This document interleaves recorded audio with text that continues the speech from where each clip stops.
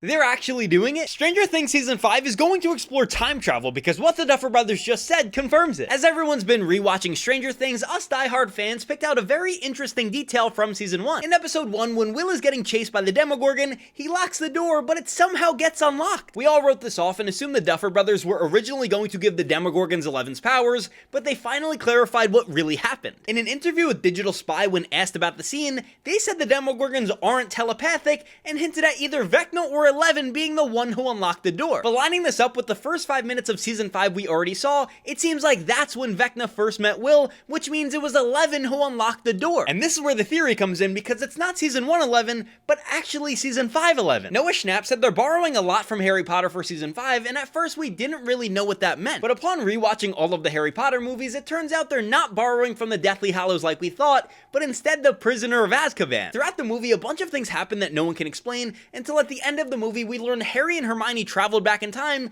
and set those things in motion. The internet thinks at some point in Season 5, Eleven is going to travel back to 1983 and make sure the Demogorgon captures Will. Maybe the only way to defeat Vecna is to make sure him and Will form a connection. And this all lines up with the Duffer Brothers statement where they said Season 5 is going to address why Will specifically was taken. With all the Back to the Future and clock references, it seems like the show has always been hinting at a time travel conclusion. Let me know, do you think Eleven is going to travel back in time, or is that way too crazy of a theory?